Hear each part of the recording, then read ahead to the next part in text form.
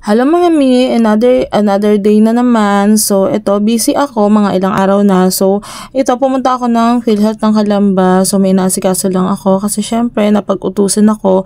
So gagawin natin siya ng maayos.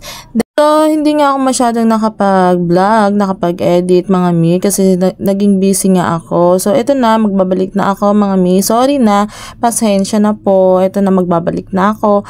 So, ito na mga mi, nakuha ko na yung nilakad ko. Then, yan, pe-flex ko lang sa inyo ang gaganda ng mga tanawin. So, sobrang traffic nga yan, mga oras na yan.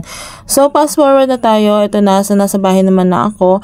Para maglaba naman, ito naman ang duty ko. Dito naman ako duty habang nga nag-washing ako. So, nood-nood, pahinga kasi mga mi, pagkagaling ko talaga doon sa Calamba. So, agad-agad akong naghimay ng malabahin kasi nga tambak na doy.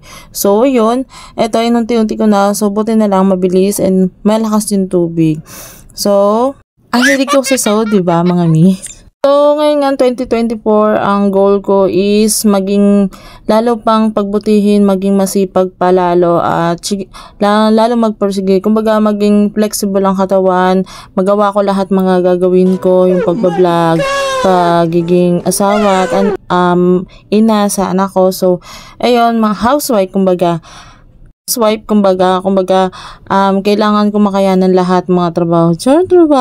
So, ayun na nga mga mi. So, nagsalang muna nga ako ng malabahin. So, gusto ko muna suklayin yung buhok ko kasi parang, ayun na, pagpasensya nyo na mga mi ang ingay. So, hindi nga ako makapag-focus. Isa din yung dahilan, kumbaga, kinakapa ko din kung kailan ako mag-edit, magbo-voice over kasi medyo maingay nga dito. So, ayun. Yun na nga mga mi, ang dami-dami ko na naman sinasabi.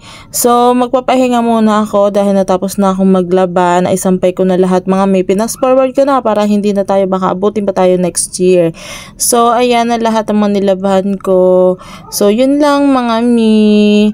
Pahinga na din ako. Yun lang. Bye. Salamat.